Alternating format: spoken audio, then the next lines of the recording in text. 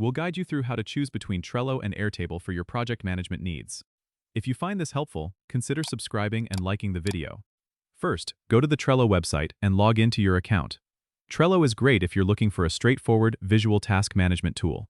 It uses boards, lists, and cards to help you organize tasks and projects.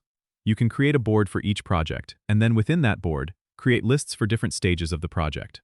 Cards on these lists can represent tasks, and they can be moved from one list to another as they progress. Trello is intuitive and easy to use, making it ideal for smaller teams or individuals who need to manage tasks quickly.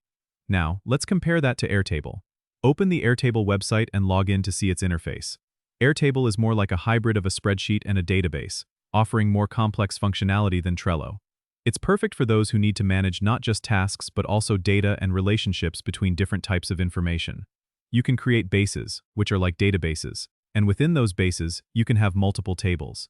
Each table can have fields for different data types, such as text, numbers, and attachments.